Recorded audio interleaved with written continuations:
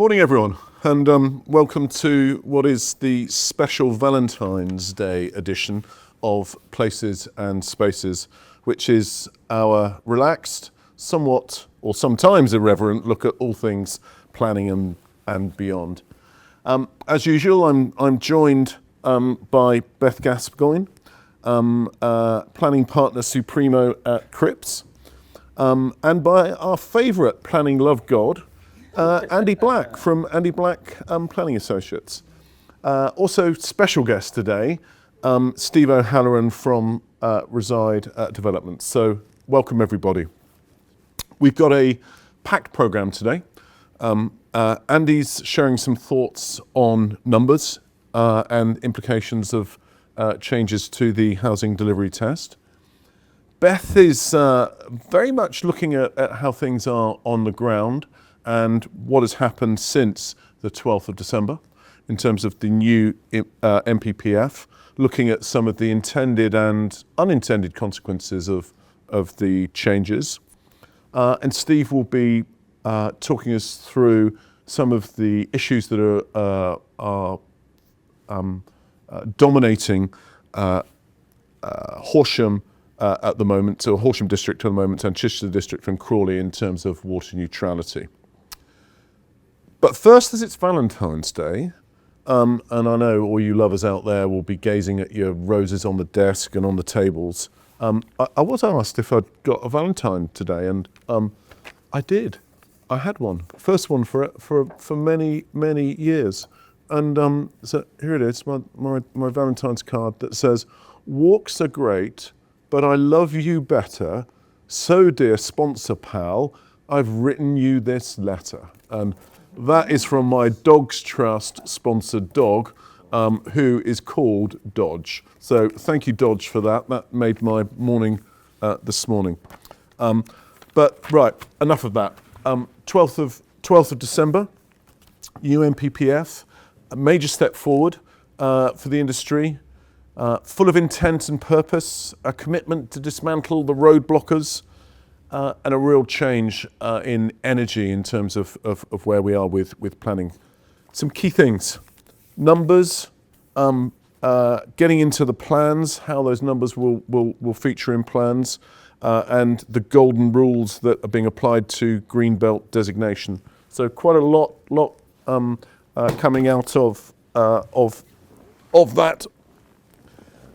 Beth, you're going to start with giving us some indication as to where you think things are on the ground.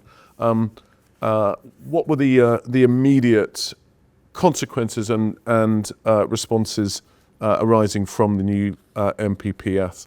I think you're going to highlight some key things. Yeah, so the MPPF has been keeping us busy since publication of the latest version in December, and I thought it would be useful just to reflect on some of the impacts that we've been feeling over the past few weeks. It's probably fair to say that we were all hoping for a little less turmoil in 2025, be it political, economic or social, but given the number of planning-related press releases and promises, it's hard to tell when and if this will be translating into a more simplified planning system. We were thrown into turmoil within an hour, I think, of the new MPPF being published, with a Greenbelt scheme that was due to have planning permission issued that day. The scheme provided for no affordable housing based on it was a Greenbelt scheme, provided for no affordable housing based on a viability appraisal, and officers considered that the scheme would be inappropriate development, but very special circumstances justified the grant of permission. I mean, we were literally at the point of checking authorised signatories to the Section 106, and the MPPF was published.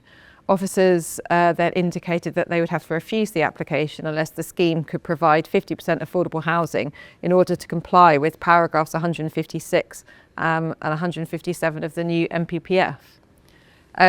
Clearly it was a frustrating position for all parties based on the effort that had gone into progressing the application to that stage and the fact that there was a willingness on both sides for permission to be granted. fast forward a few weeks, an exchange of KC's opinions and some intense negotiation, officers have been able to recommend approval based on a contribution towards affordable housing being provided. The reason why I mention it actually is that there were some useful takeaways from these events, and essentially that despite the changes in planning policy, it was worth remembering that the basics of determination of a planning application still remain. And so the starting point still was that the application had to be determined in accordance with the development plan, unless material considerations indicated otherwise. The council had first of all to decide whether the scheme would comply with the development plan, and then decide whether there were any material considerations that would indicate or essentially justify the application being determined other than in accordance with the plan. So in this context, the NPPF and the new amendments were a material consideration. On the basis that the council would then consider a scheme inappropriate development in the Greenbelt, it would then apply the development plan and the new NPPF, and the council would need to decide whether there were very special circumstances to justify the permission. So in this instance, it had been agreed that the scheme would result in planning benefits, and bringing in paragraphs 156 and 157 of the new PPF into play, the essential question for the council was the same in determining the same balancing process as it had been previously, which is whether the scheme's benefits would still clearly outweigh the harm it would cause, despite the fact the scheme would not be making an affordable housing contribution. It was therefore up to the council to decide how to strike the balance between the scheme's positive and negative impacts. So non-compliance with paragraphs 156 and 157 of the NPPF did not automatically mean the scheme had to be refused. Instead, it was going back to the balancing exercise to be undertaken and reassessing that balance on the basis of there being no affordable housing.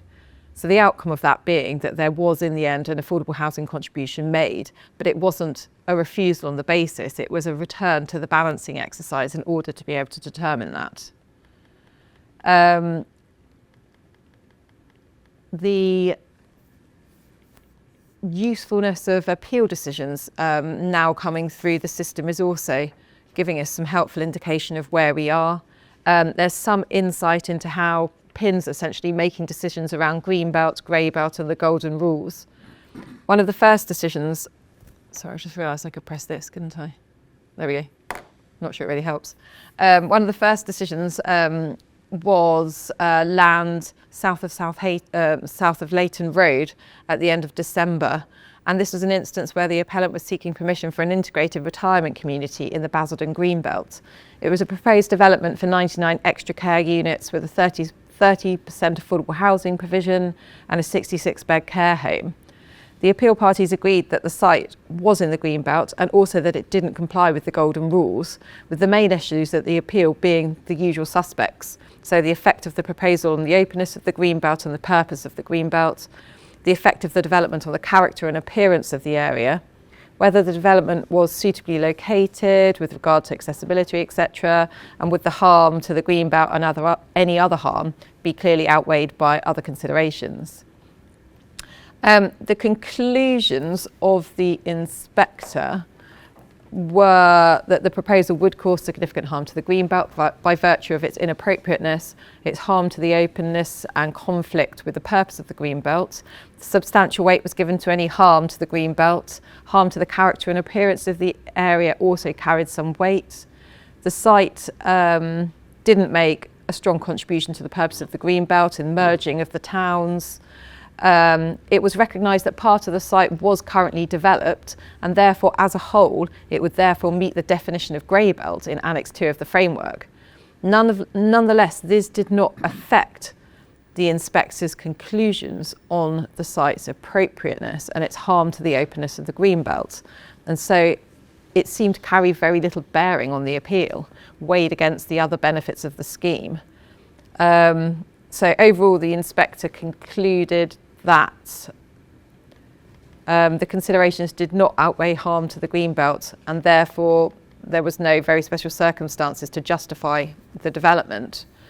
The takeouts from this decision and also similar decisions along these lines is that there is starting to be a pattern around Greenbelt and Greybelt decision making, and it appears that an analysis is being undertaken essentially as follows, which is first of all you apply the the grey belt definition, and then you look at the paragraph 155 tests, which include the golden rules.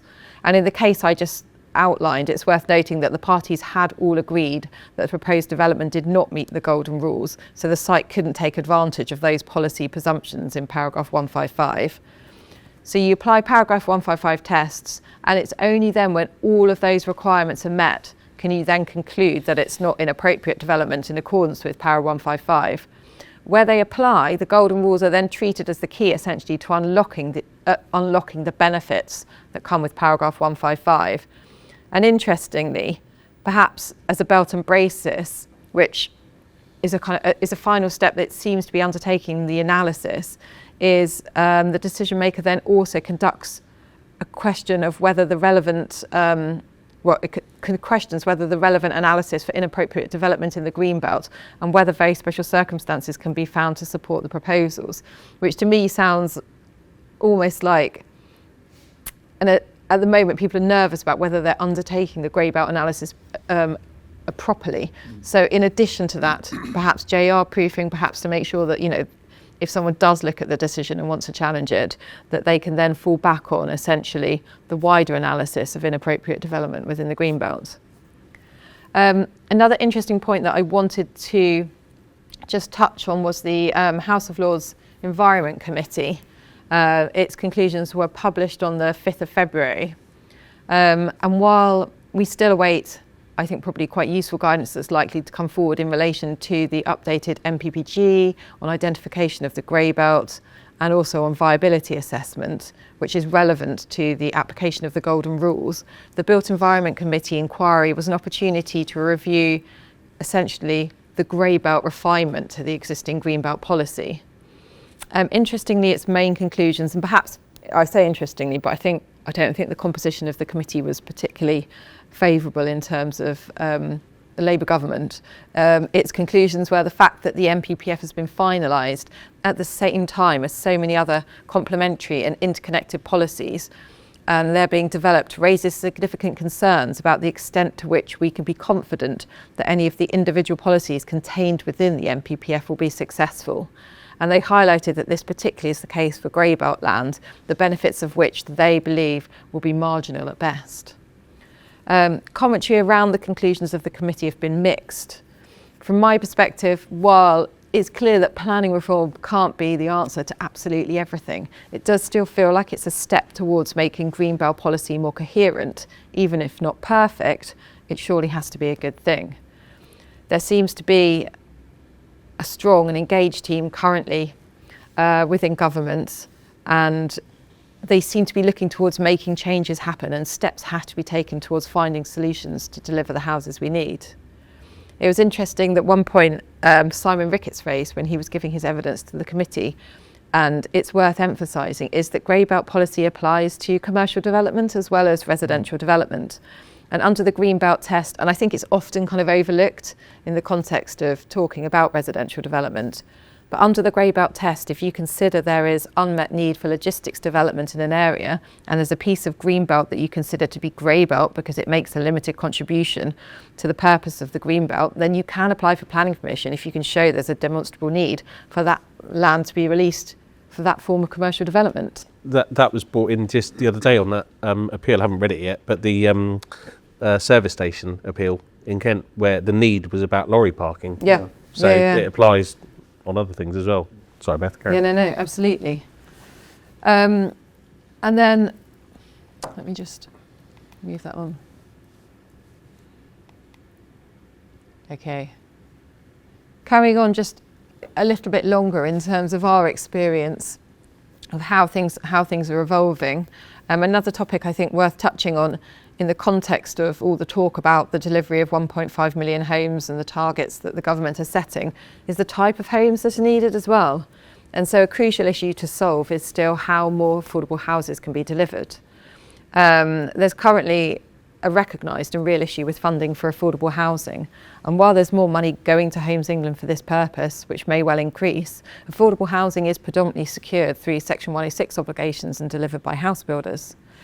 Our experience and the experience of people that we're speaking to at the moment is this is increasingly proving to be problematic, both for developers and for registered providers, as grant funding is not available for registered providers who wish to purchase affordable housing secured through Section 106 agreements. I think initially, probably even just this time last year, it was being felt on the smaller schemes where there weren't the numbers of affordable homes being generated to result in economies of scale for them to be workable and deliverable by RPs.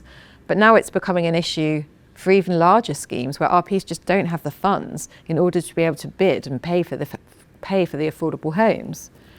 So my point was that you've got an NPPF that's full of intent and purpose, that as I said earlier, and lots of commitment to unblock the blockers, but big challenges that are being faced because of a lack of funding that is there for the affordable. What's happening in terms of unblocking that? What measures? What are you doing to try and unblock that? Well, at the moment, I mean, it seems that our role is almost to try and find workarounds. And so our clients coming to us where they're increasingly aware of the need for Section 106 agreements to provide flexibility. I mean, for years, we've been trying to make them as flexible as possible. So there's, you try and put a cascade mechanism into the Section 106 so that there is scope for an RP to kind of deliver what they're able to. So they'll have their own schemes and their own kind of ability to make it work. There needs to be the option to change the tenure in the mix. And I think there's a kind of acceptance, there is some flexibility around that already, but there needs to be the ability to perhaps looking towards cascading further out of that kind of traditional affordable housing provision. And so you've got the option to make kind of payments in lieu of affordable housing or revise the scheme in a more significant way. Interestingly, I mean, while I think that we can't be the only ones that are being aware of it, I think it's equally aware. Housing officers and local authorities are too. We continue to see a caution by housing officers in relation to flexibility, particularly at the application stage. Yeah. It may be that once consents are granted and people are coming back and saying that we can't deliver because we're in this situation where we can't find an RP, they're perhaps a little bit more amenable. But definitely application stage, there's a reluctance. I mean, it's varied. I think, Steve, you mentioned it varied across authorities. We're having to go back and do a number of dealer variations to change affordable mixes to get HAs on boards and sites sold. And some authorities are embracing that and others are still sort of resisting it. And it's just delaying us being able to move forwards with projects. So I think trying to get your HA offers in early, talk to your housing officers and get your 106 right day one is the best approach. But it's reliant on a council. Got to get the right personalities, haven't you? Getting them to work with you, And taking affordable out of 106 is totally very difficult. It's almost to some degree we're finding that because councils are becoming kind of aware perhaps more of the needs of their area in terms of specific housing types, we're faced with some instances of greater prescriptions. So councils are looking to secure very specific types of affordable provision. At outline stage, for example, affordable housing, we're being asked to provide a percentage for adult social care or young adults leaving care, and you're drilling down to a kind of degree of I can't even say the word specificity. Is that right? That is so inflexible, and that really at an outline stage in a large scheme, you don't really know in 2 years' time, 3 years' time, when these houses are coming forward, there will be the same need and demand. But in terms of taking out, no, we're not absolutely not at the Section 106 stage, because you need to be able to demonstrate your policy compliant provision. It's in there, and it's causing real delays for delivery of market and affordable homes. It's probably the biggest issue out there at the moment for all house builders is Section 106 and affordable housing. So it's that unintended consequence that you talked about. Exactly. Government's there trying to push us forward, but we've got 106 and affordable that's housing. That's right, and we're becoming increasingly creative in order to be able to deal with that. So we're looking at deeds of variation essentially after consent to try and remove affordable housing so that an RP can then go get grant funding to be able to afford it. And it's how do you provide the assurance to the local authority that it still will be delivered as affordable. So you take it out of the Section 106.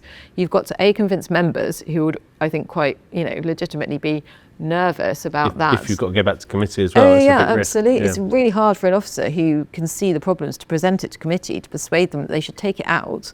How do you secure that? What kind of assurances can you provide? I mean, some local authorities are so kind of desperate for the affordable to come forward. We're seeing side letters being accepted, kind of, agreements that are pretty informal in terms of the arrangement that is between the council and the developer, that homes have still come forward as affordable homes.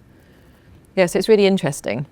And I think probably some further thought needs to be given at ministerial level to the situation, because it isn't sustainable for it to continue, and the planning reforms that we've got aren't getting to the heart of those kind of issues. It needs more funding, doesn't it? It really does. Is the bottom line to that issue. And the last, have we got time for me to just quickly touch on this? Okay, so the last thing I also wanted to just talk through our experiences of the updated PINS guidance. So that's in relation to the timing for submission of section 106.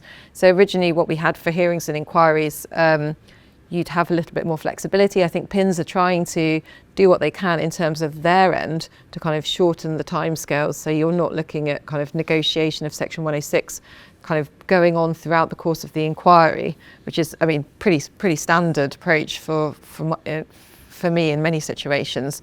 You're now required to send a draft version with your appeal form, and that's for inquiries, with the final draft agreed by all parties to be received no later than 10 working days before an inquiry or hearing opens. I mean, the interesting thing here is the challenges that come along with sending anything at the outset. I mean, quite often we find that a local authority doesn't want to engage in drafting of section 106 until there's a resolution. If there's a resolution to grant, then perhaps you pick it up then. If there isn't, and you want to appeal, you've got nothing yet that's been negotiated. And in order to be able to submit your appeal, we're looking at drafting unilateral undertakings more and more, because you don't have the engagement at that stage. And it's a funny process, really, because I can see what they're trying to do in terms of front loading and kind of presenting challenges, preventing kind of timescale challenges later on in the process. But the ability to be able to negotiate a section 106 and to agree a document that provides what it needs to is being limited by timescale and by engagement. And unilateral undertakings come with the limitations that they do in terms of looking for, obligations that you can require from the council in order to be able to deliver. So it's just a really interesting, and I'm surprised actually at the kind of wider reaching consequences of quite a minor shift in kind of timescale requirements. Again, it's that unintended consequence. It's something that on the face of it is vanilla. Really interesting. I should have said earlier, we've got opportunity for questions. Some people are already sending questions in, but you can post your questions fairly easy if you follow the link, and we'll come to those a bit later. But thanks Beth. Andy, you're always our numbers man, aren't you? You always come up with a graph, always come up with some figures. Some graphs today, James. What have you got today? Well, today I want to talk to you a little bit about housing delivery tests. So there we go. We've got a picture there of Shane Warne, and the whole question is what's the link between housing delivery and Shane Warne? So that is Warne, as you know, about to bowl at Gatting in his first test, in his first Ashes at Old Trafford. Do you remember the year?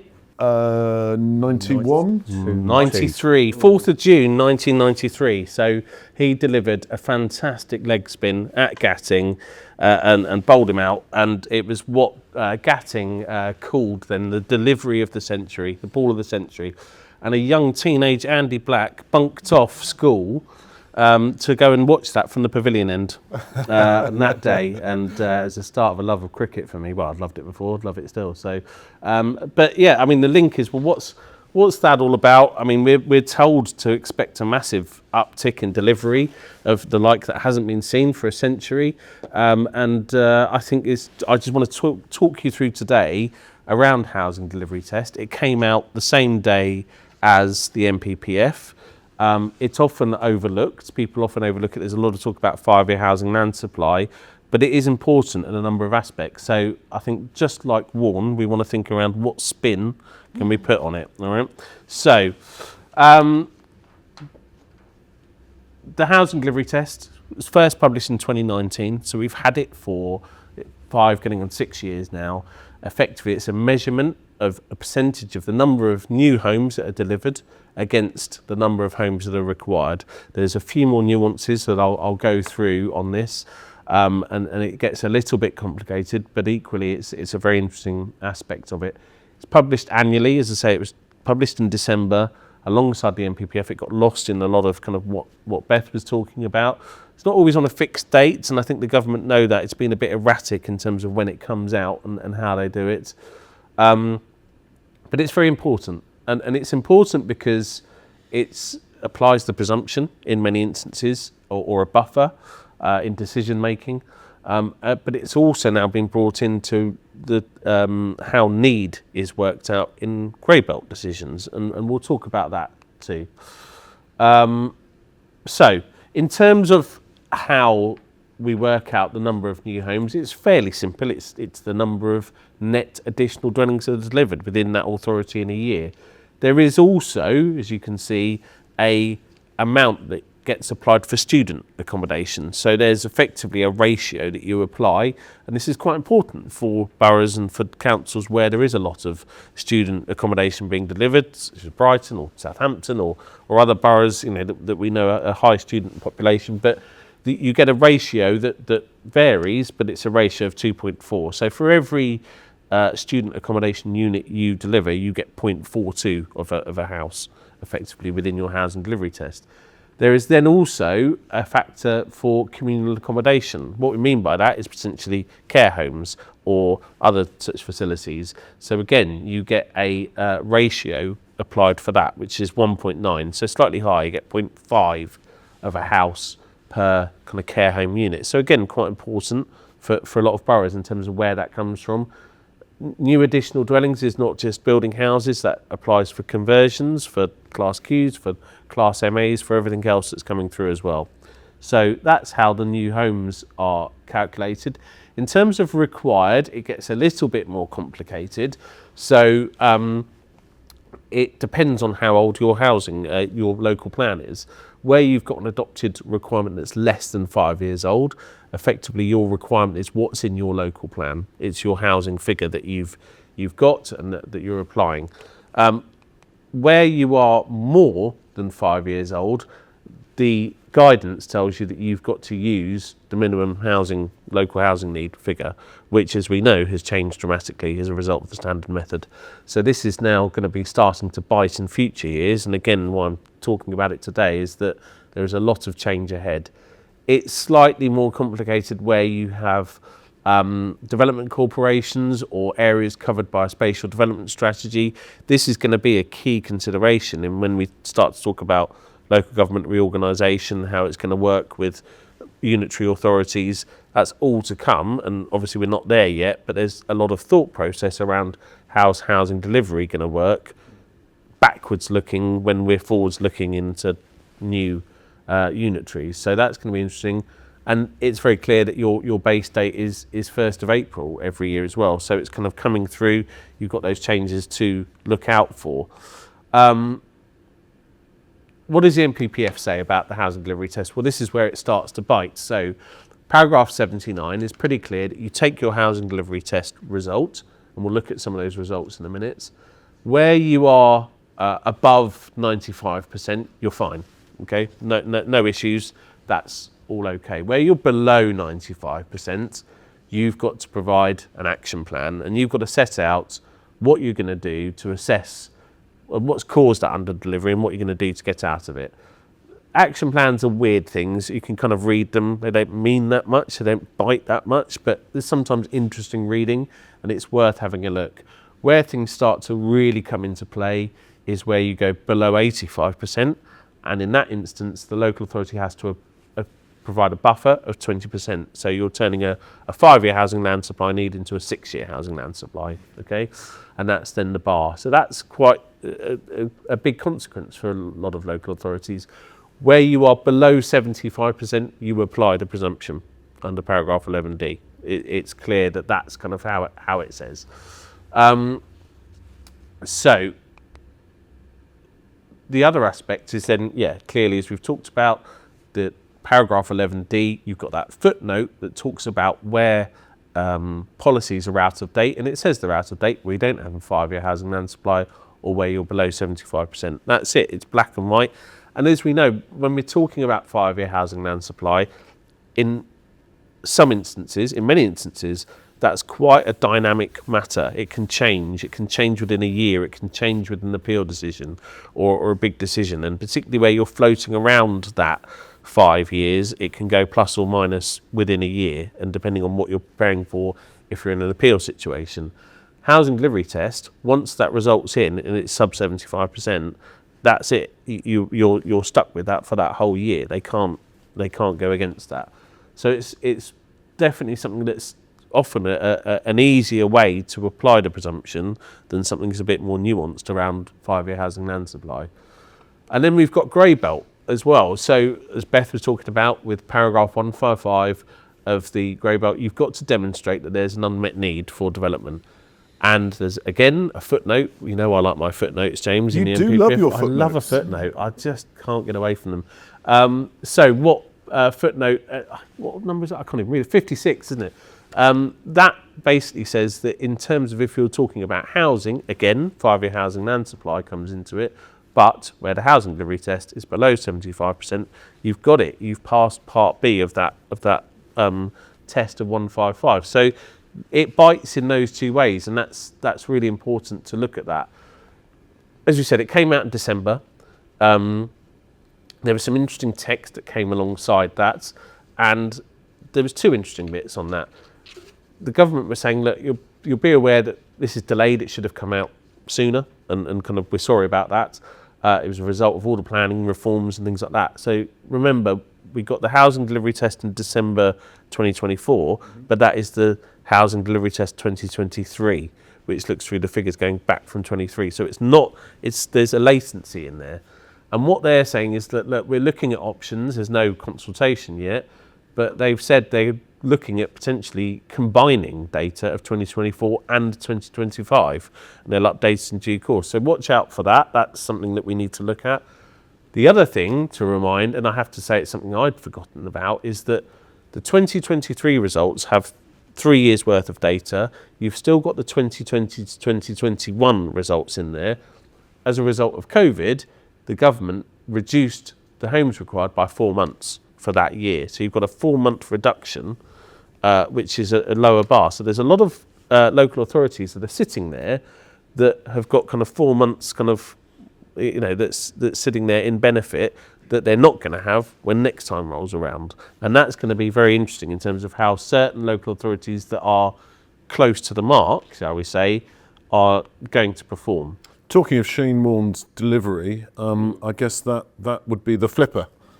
Very good. For Very him. good. Very good. More cricket analogies, James. Keep them coming. 2023 results, so they came out in terms of what the local authority said. You had 196 authorities which had 100% or more within their delivery that are safe. 17 were forced to do a housing action plan. 26 had to apply a buffer, and 60% were in presumption territory as a result of those figures. Very varied results. So the lowest figure, and I'm not picking on anyone, I'm just reporting these results. Bournemouth, 22% was the lowest in the country. The highest in the country was Richmondshire, and they scored 6,124%. So it's anywhere between those two figures. When we were talking about that earlier, I said that I didn't think that was a real place, but apparently it is. We think it is. We don't think it's made up. Narnia was just above that, actually, so they did quite well in housing delivery. So that's the figures that came through, and as I say, quite varied within that. So who's on the naughty step locally, Andy? Well, we're going to come on to that. I'm just trying to click this on, actually. I think we might. Oh, there we go. So that is Surrey, and that's the housing delivery test. I put 5-year housing land supply in also. But those are where we've got the presumption being applied, and it's all those that are under 75%, but also in certain instances for lack of 5-year housing land supply as well. So the lowest in Surrey's Epsom renewal, 38%, but we've got quite a few that are over that amount. And overall within Surrey, if you look at the picture, it's about 106, 105%. So they're just doing it, but there's not a lot of buffer when you look at that as an overall authority. The figures then, and this is there's a lot of data on here, but you can see how those tranches work. So those percentages and the number of homes delivered is a makeup of those 3 years that go before it. So you've got to look actually, and what gets quite interesting is when you look carefully at what makes up those figures. So again, look at somewhere like Runnymede. Runnymede were 114% in the housing delivery test. They did have a 5-year housing land supply. They don't anymore, as of something quite recently. And they've been okay. But you look at that, again, that low bar that was in 2020 to 2021, that's going to kick in when you go forward next year. That's going to disappear. So they've got some work to do to keep up on that. And again, look at somewhere like North Hertfordshire, even more erratic. I know that's not Surrey, James. But looking again, they scored just 105%. They've had some quite erratic delivery over the years, a bit like England cricket.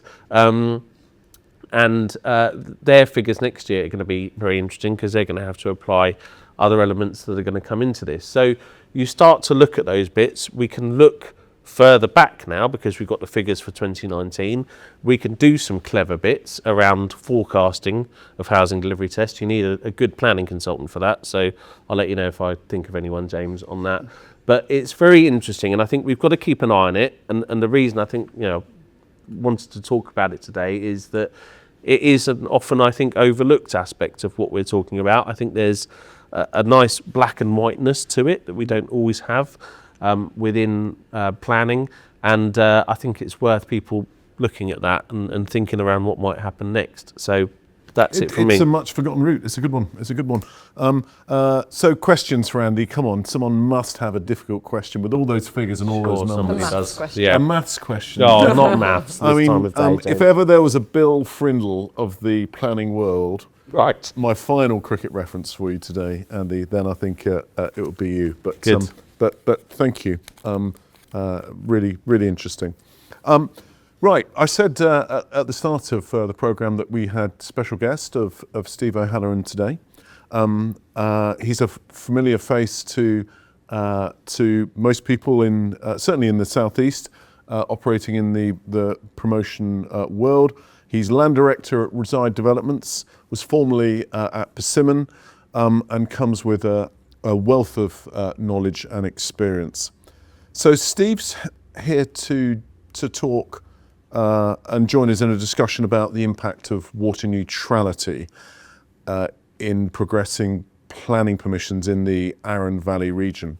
Now, I'm assuming that most people on the webinar this morning are familiar with the issue, which currently impacts development in Horsham District, parts of Chichester, Crawley. It stems from a Natural England position statement that requires all development that takes place within the region that draws water from the Sussex North Water supply zone to demonstrate water neutrality. Putting it simply, it's been a bit of a pain in the rear for the last 3 years. Neutrality, easy to say, but difficult to deliver.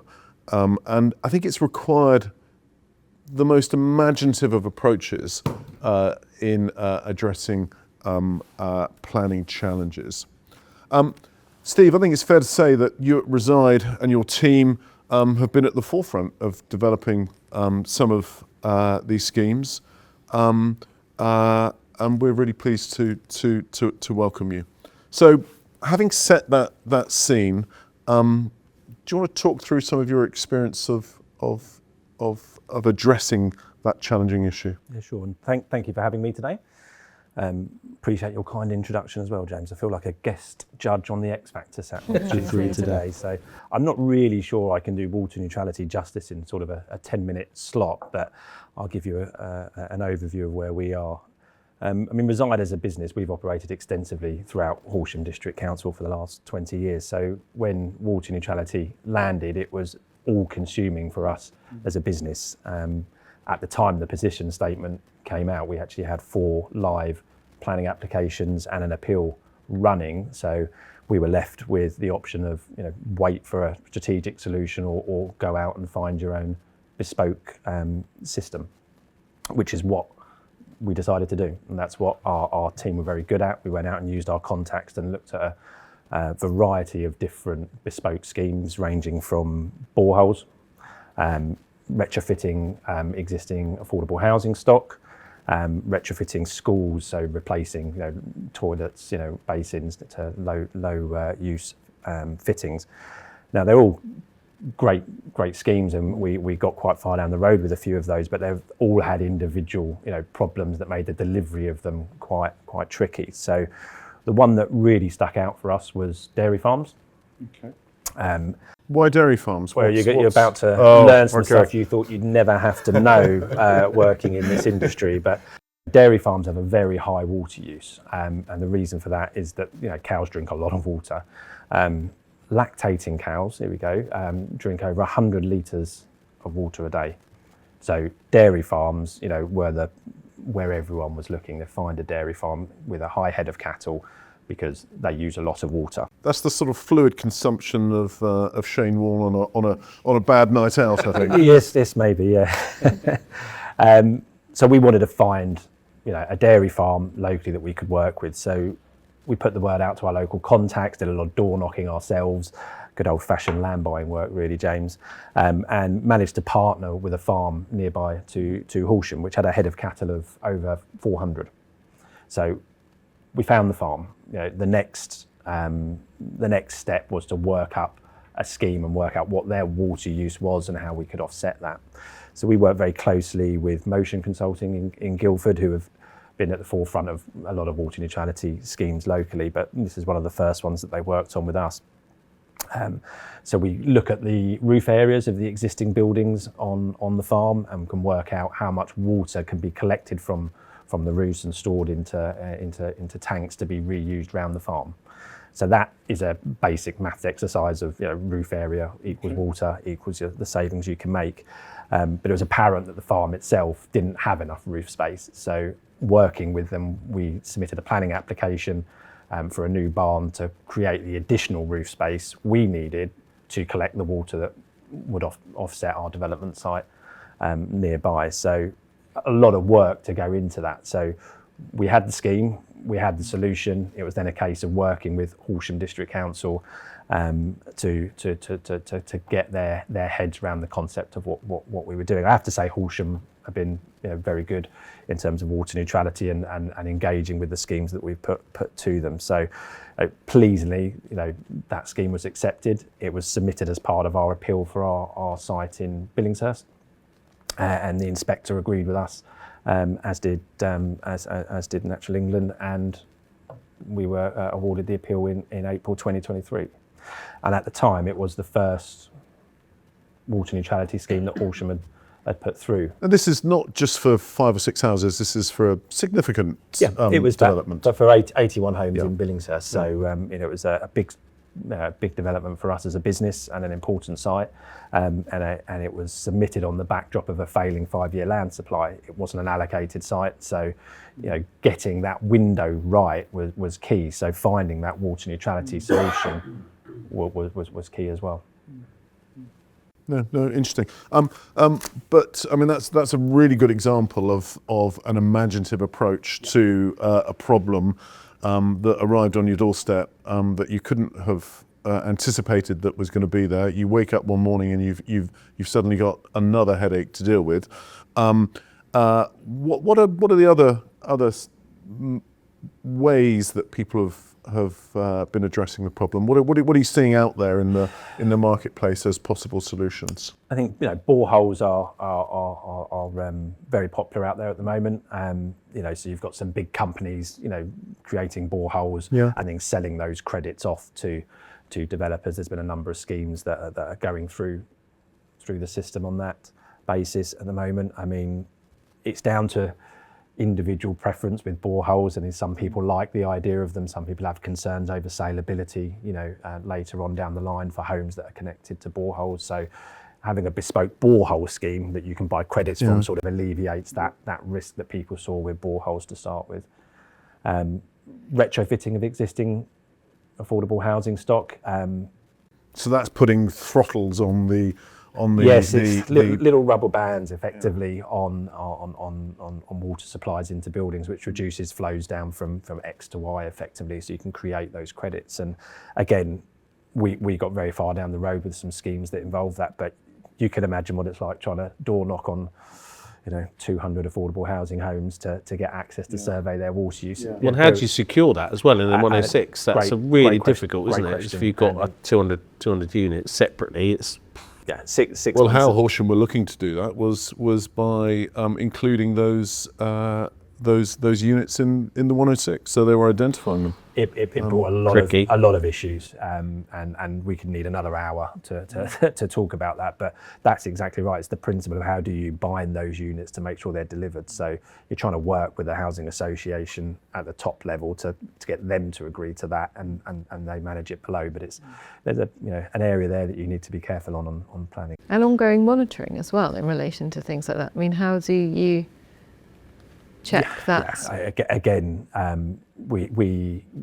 you'd have to give them access at reasonable times to go in and inspect that it's been done. But you really want to create a situation where once the work's done, the work is done. It's no different to doing works on a private unit on a development site. You wouldn't have monitoring to go back to ensure that the water supply fittings there were done at that time. So it's trying to educate, because it's a bit like kind of nutrient neutrality and all those issues around how do you say, for example, the classic way of dealing with it would be to take land out of farming, wouldn't it? So actually to improve it, you're saying let's take the cattle off the land, let's take the livestock off the land. But how do you? That's easy to monitor. It's easy, but then how do you then secure that? So I mean, some of the solutions that we were being made aware of were the councils, because they don't want they want to be able to do a kind of desktop analysis of it, don't they? They don't want to go out and check on all the affordable homes to check they've still got the little plugs on.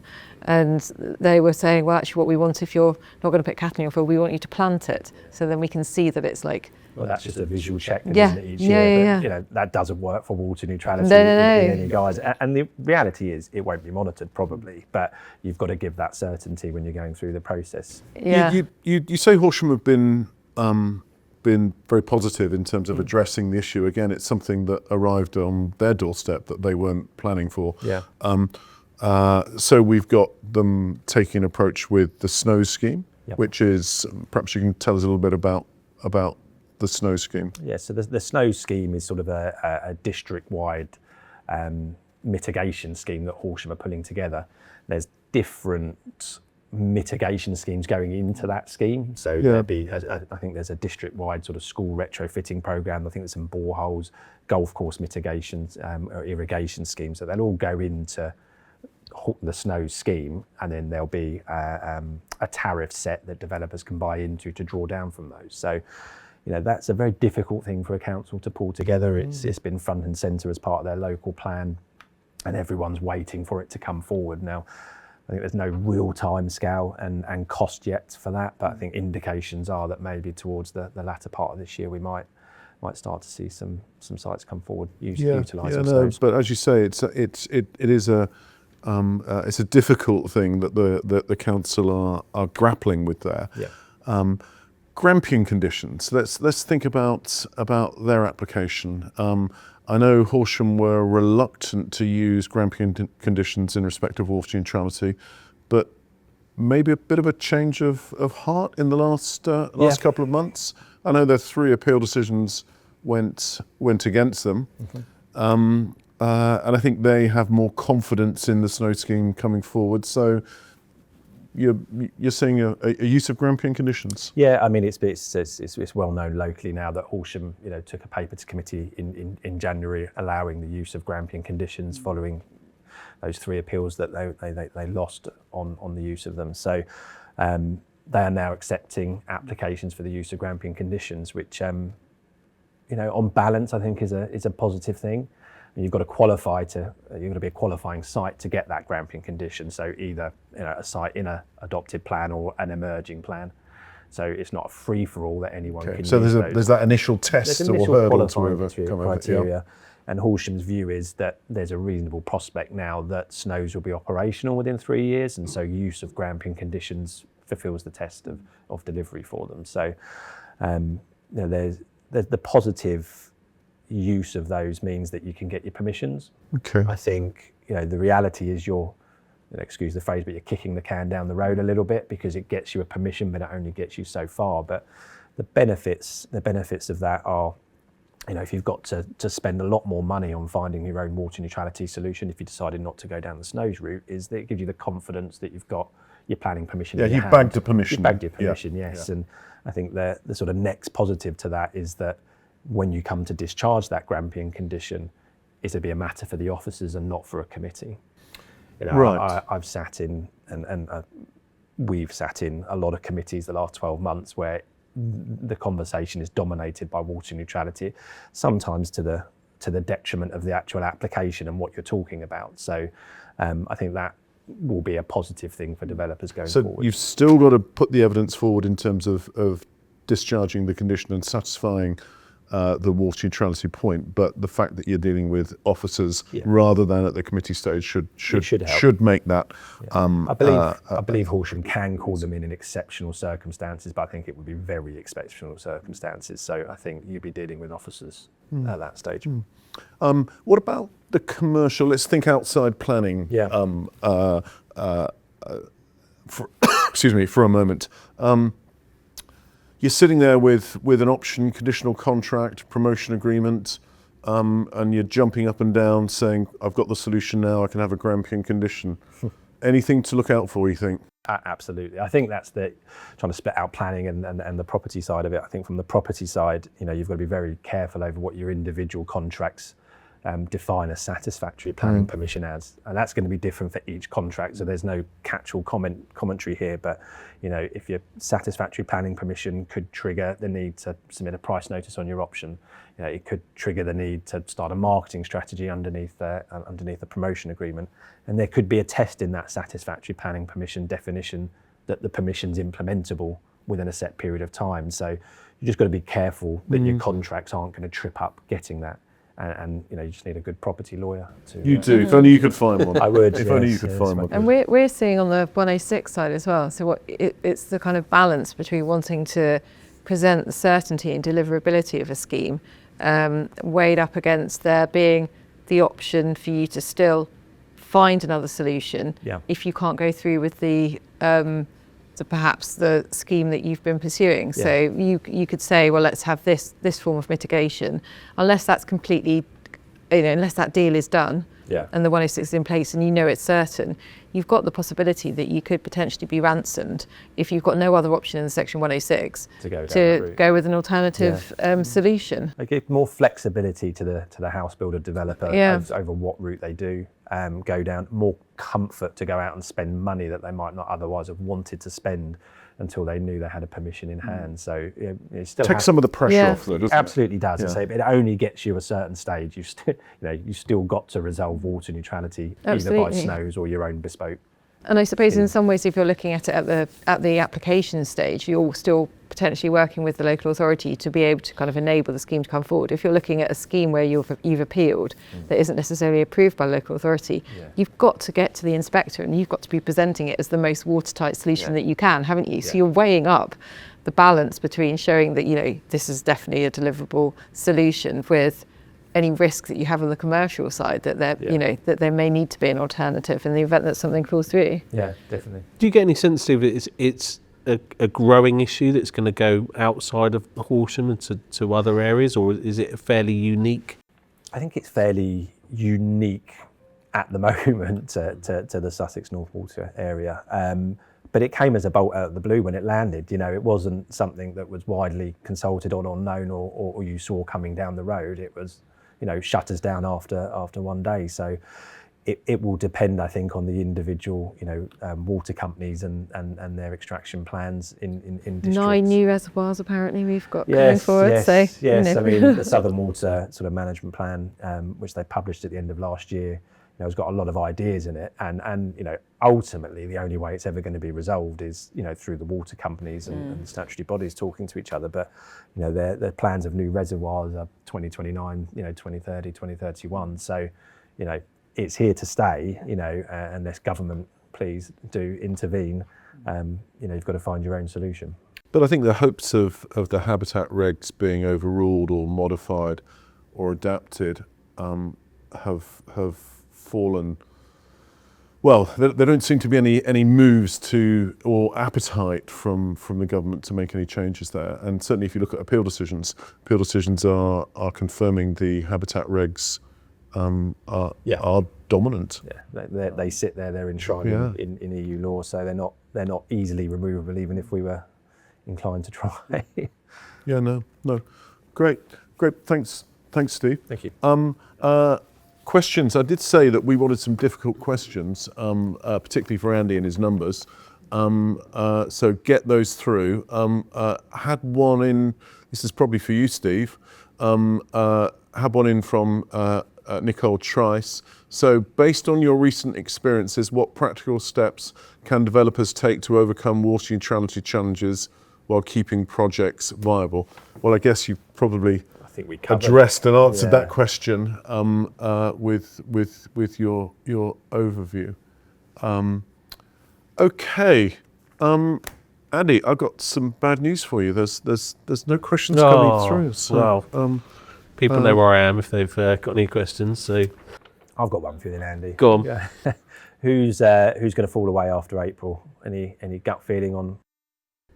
I think there's quite a few. I think there's a number when you start to apply the ones that have got 5 local plans that are older than 5 years, and then now you're going to apply a new amount to it. I think there's a lot that are going to be in trouble. And I think it's difficult because there's a number of authorities out there that have an up-to-date plan. Yeah. And they probably, even because they've got an up-to-date plan, they'll then have a 5-year housing land supply, but then they're kind of scuppered by the fact that looking backwards, housing delivery hasn't been so great up to that plan for various reasons, and therefore they're sitting there with a new plan with a 5-year housing land supply, yet they're applying presumption in favour of sustainable development. That, for members and for local residents, is really difficult to swallow when you've got that kind of coming in and other sites coming forward off the back of they're not in the plan, not allocated, but 5-year housing delivery test bites, presumption bites, grey belt might bite. All right, it's an appeal decision, but it's hard, isn't it? But this is the reality of it. Yeah. And I think the government know that they've set that out. I don't see that there's any sign that housing delivery test is going to be taken off the table. I think if anything, it's firmly on the table, but actually it's going to be biting harder and harder. That probably leads us nicely into our next session, where we can pick up, and we'll be picking up some of those themes. We have a date, but I'm going to be embarrassed to say I've actually forgotten what that date is. But we have a fixed date, so we'll be getting notes around to people as to when that is. Beginning part of May, from memory. Okay. I just want to say thank you, Steve, again for coming in today. Thanks for having me. Really, really interesting. Thanks again, as always, Beth and Andy. And 9th of May, James. 9th of May, there we go. I knew there was someone sensible here who had Flicking through my calendar to get to it. 9th of May, make that a date. Right, so on this Lovers' Day, we're going to say thank you for everyone who's tuned in, and catch you all on the 9th of May. Bye-bye.